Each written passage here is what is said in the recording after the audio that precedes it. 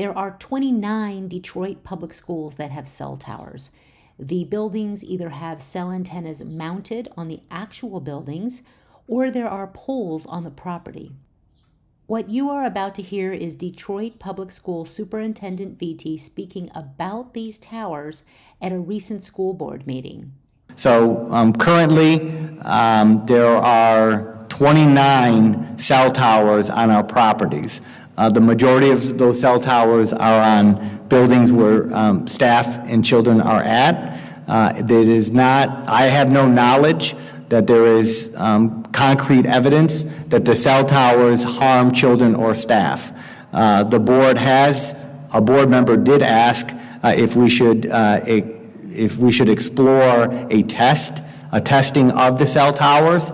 I can certainly explore that as superintendent if that's the will of the board, but I want to explain how these cell towers came to be. So under emergency management, and I believe 2014, 15 properties had the cell towers installed under a 55-year contract or a 55-year agreement up to 2067. The district at that time received about $6.8 million to place 15 cell towers in 15 district properties. That contract that was executed in 2014 before the elected empowered board started and before I became superintendent has a no termination clause.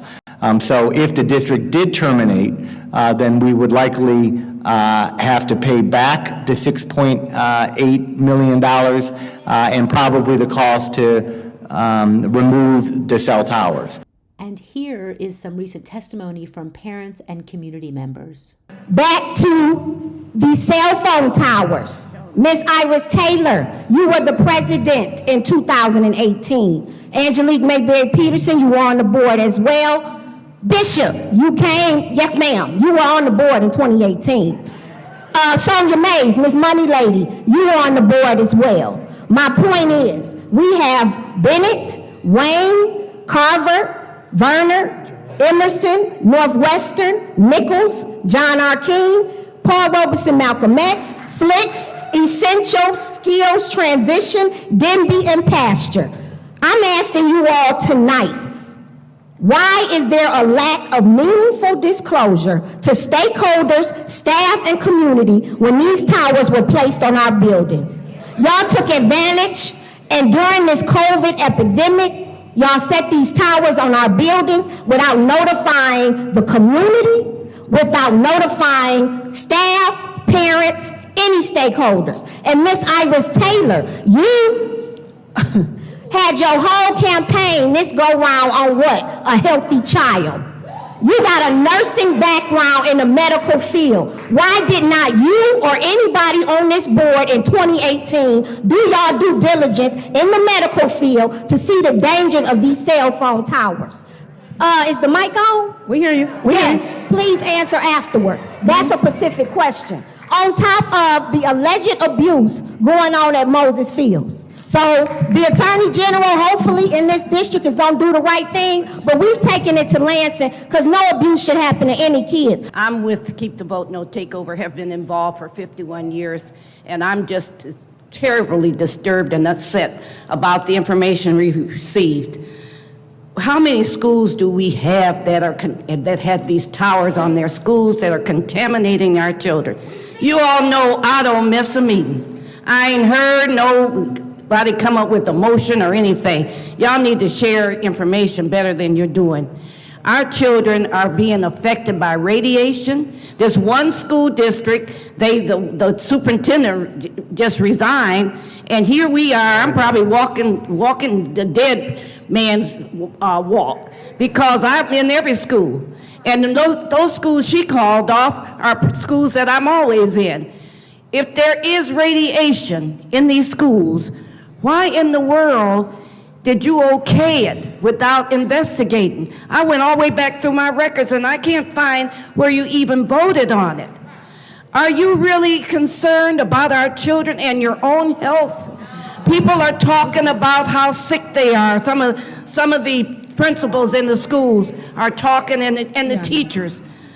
You need to take care of business and tell us something. Dr. Vitti, when you came here, did you put this on the table for the board to vote on? It was before. How long, It was before. how long have we been going through this? It's before us. This is a tragedy. And we are not going to be standing up here as predominantly the black school system in the whole state of Michigan, facing the fact that we may be contaminated by radiation in our children. I want some answers. And if I don't get some answers, y'all know how terrible I can be when it comes to our children. I got people looking out for the Democratic Party just voted with us on Saturday when I presented it to their meeting. You better do something about this situation. And whoever voted on it, you need to look at yourself and realize that we depend on you to be board members. Dr. Vitti, we depend on you to do the right thing for our children. Unless you do it, and unless we know, I hate those little minutes you give out because it don't really say nothing. And then you have to look through it on the computer and all that kind of stuff. You don't pass anything out to us at the meeting. So we don't really know most of the time what you're voting on. I want some answers. If I don't get some answers today, y'all gonna pay for this if these children are, and we are contaminated. That's all I got to say. Dr. Vitti. Duty of care is a legal obligation that is imposed on, duty of care.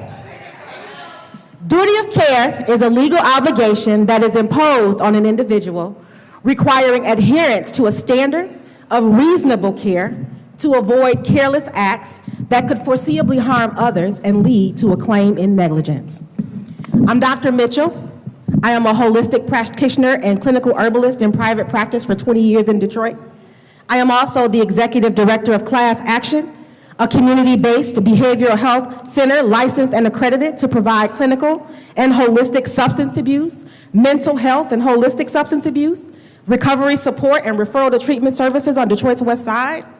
In my capacity, I have led collective efforts that mobilized cross-sector partnerships to bring millions of dollars into the city, to deliver collective impact initiatives that combat system influence, generational trauma, adverse childhood experiences, poor mental health, and drug use among our youth. I prioritize youth. More than that, Dr. Vitti, I am DPS. I'm a product of DPS. I graduated from Cass Tech. I'm a mother of 5. My children are 30, 29, 23, 20, and 12, all of whom went to Detroit Public Schools. I'm not sure what capacity I'm standing here today, and I'm shaking because I'm so angry. But my son sits in a school where a cell tower is placed. And so before I ask you the questions that I want to ask to you, I want to read some things to you.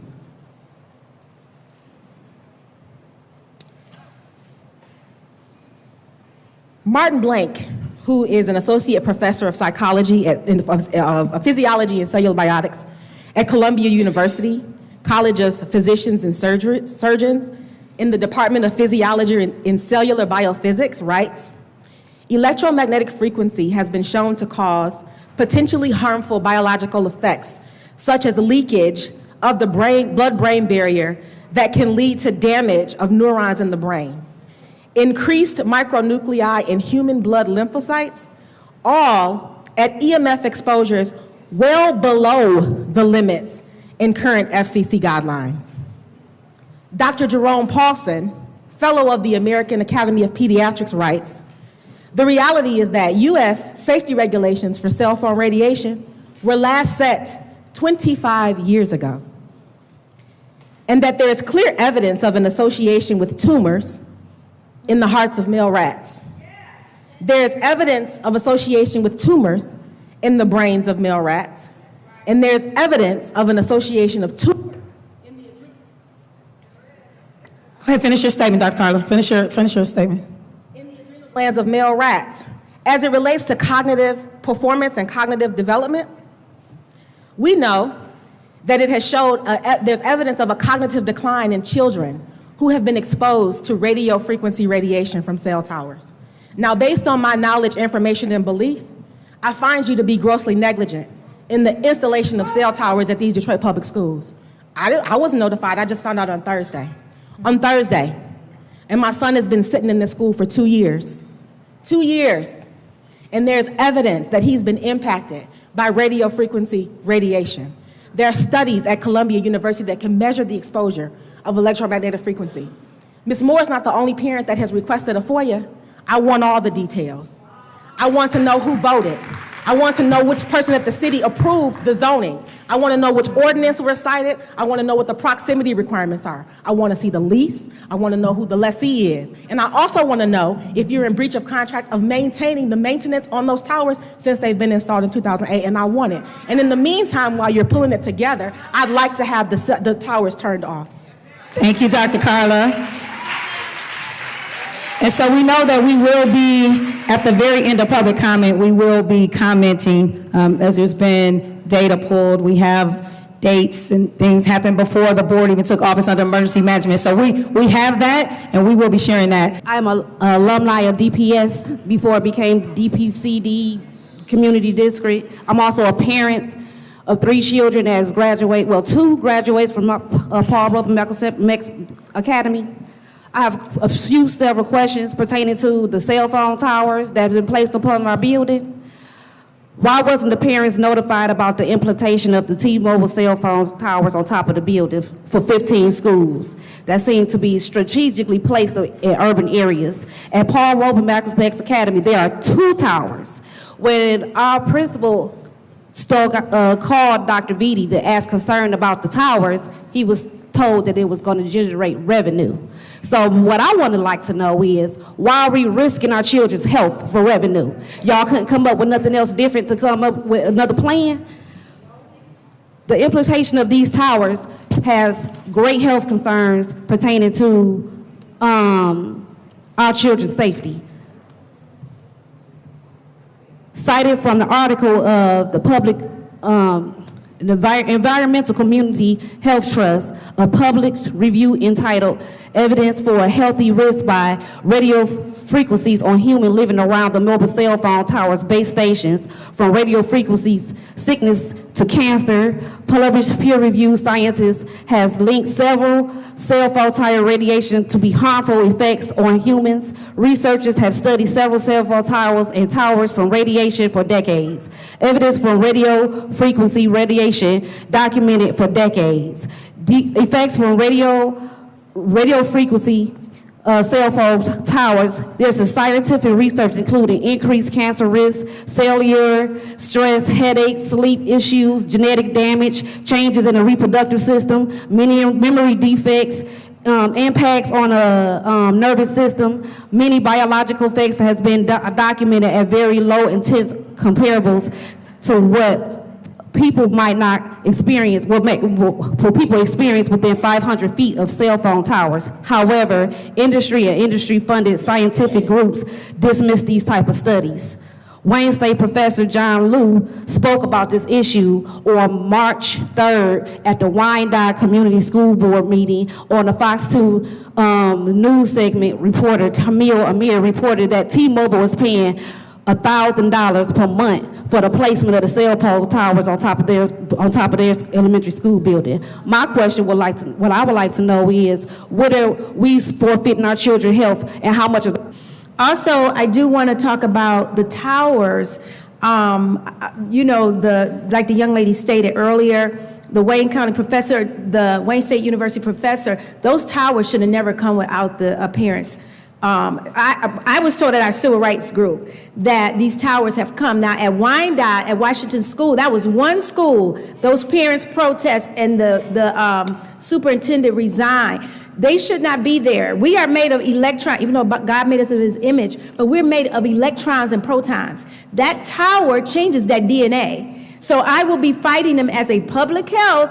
I was in New York City this week with Vice President Kamala Harris, our environmental administrator. You all have to write Michael Reagan, who spoke to us. You have to write them about that tower. We can't have that. That's dangerous. I know you all may have did your studies, but it is a danger. It's a danger. As a nurse, I know it changes that DNA. I know we use other things like our cell phone, but in black communities, one of the young ladies mentioned it to Mayor Duggan back in January about them towers. Now they're on over 5 schools, but we're gonna fight that. They need to come down. Because even in Wyandotte, it's a corporate interest.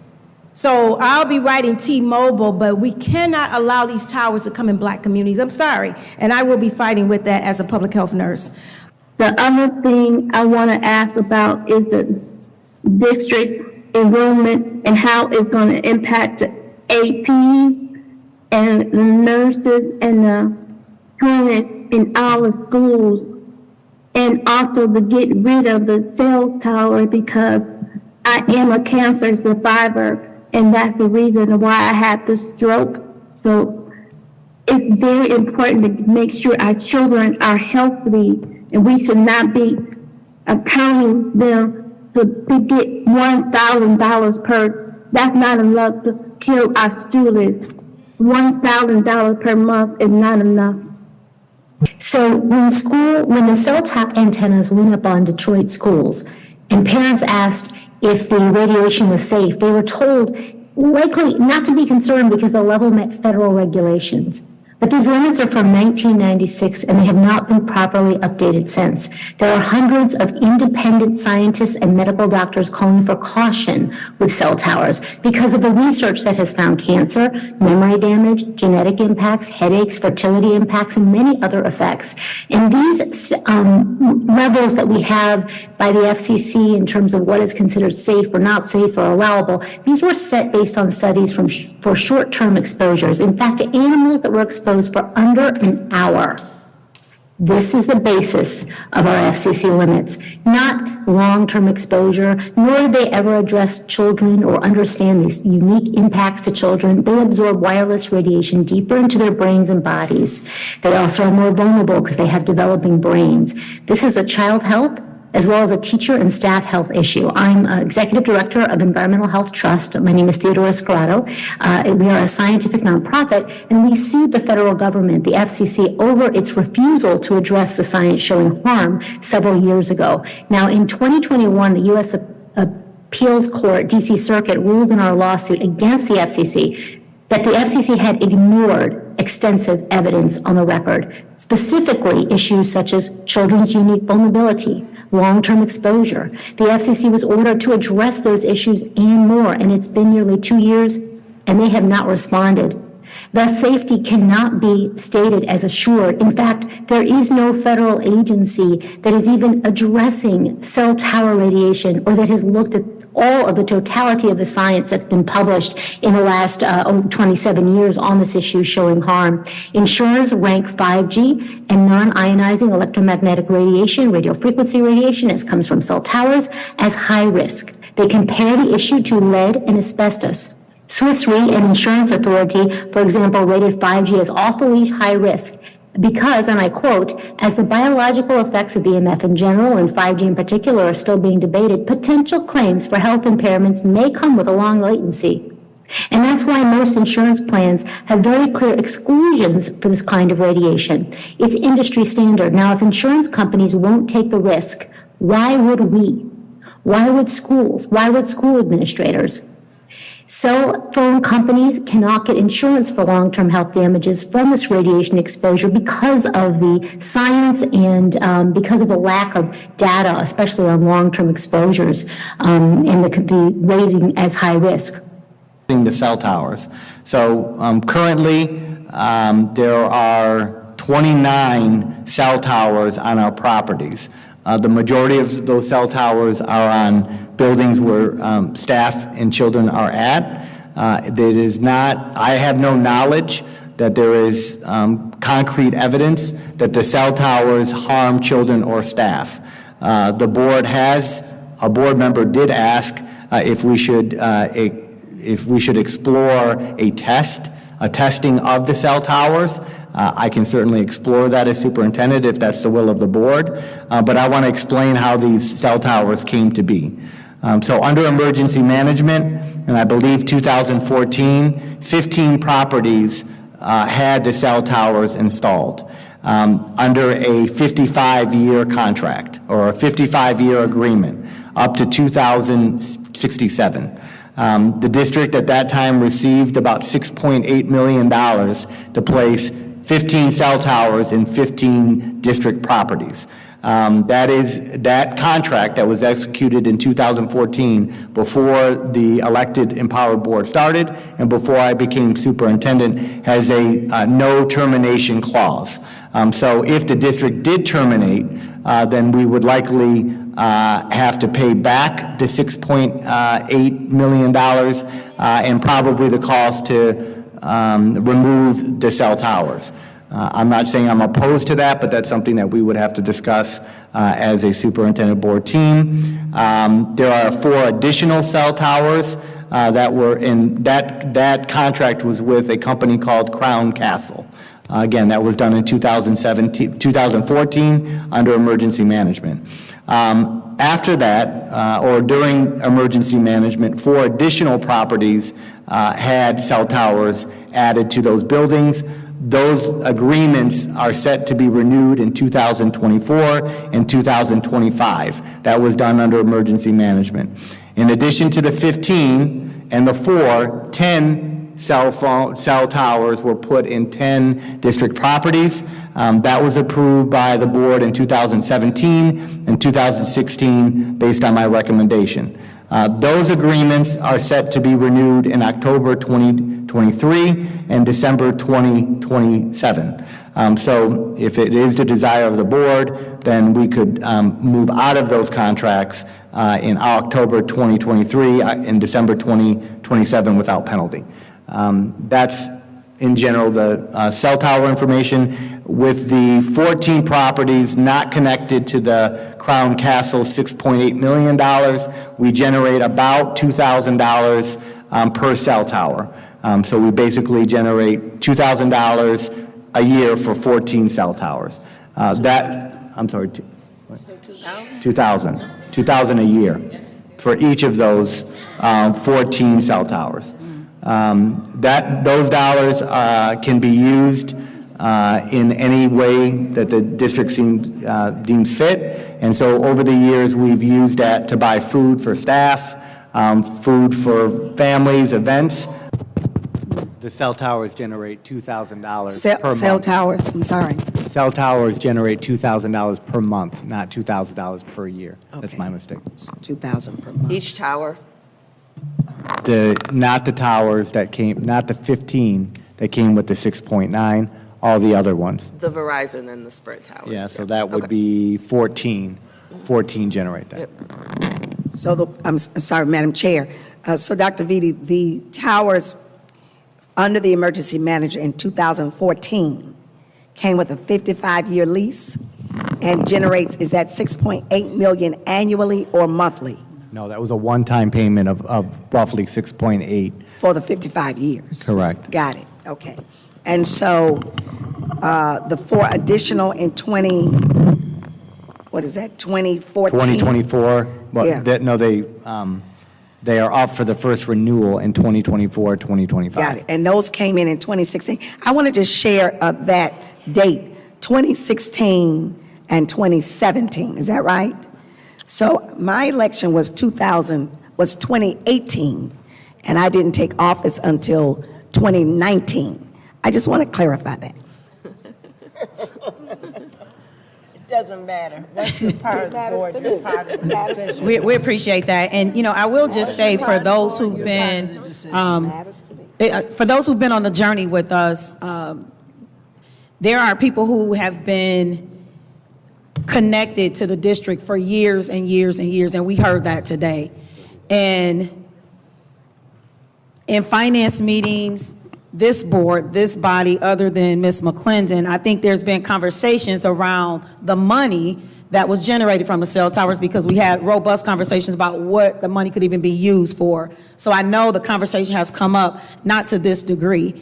And so, in speaking to board members earlier, there was some concern about maybe finding out, getting some more information about this before there's anything that's done or not done. Just getting more information so that everybody is clear about, because there were a lot of facts and things thrown today that we want to make sure that we can wrap our arms around as it relates to the whole cell tower conversation. So there are cell towers that we did not put in place that had been here, but some of the board members did vote for the contracts. I will say that. So there were no new cell towers put under this administration. Yep. And also to clarify, all the cell towers were installed before the pandemic, not after the pandemic or during the pandemic. Yeah, and I think it's, it's just one of those things, as we get ready to prepare for closed session, it's just one of those things that we just, there are some things, we don't know what the effects of COVID are going to be on people years down. We don't know what the effects of the vaccine might be on years down. So this is one of those things that as we move into this space, there's a lot of legal and medical opinion, I would say, around. There are some who are in favor and say there's no challenges, and then others who are saying that there absolutely are some challenges, so. The last thing, Madam Chair, I just Yes. want to say on that note, Dr. Vitti did mention it. I don't know if any other board member asked. Board Member Mays and I were talking about it on the stage when we got here, but I did request today that we explore getting that professional opinion so that we're not negligent. That's right. And we do our due diligence in finding out what the impact is. And even those that are under, that were put in by emergency manager, I say we need to challenge it, especially if we have evidence that there are health concerns. Yep, and that's some of the conversations that I had with board members earlier today, too, so thank you.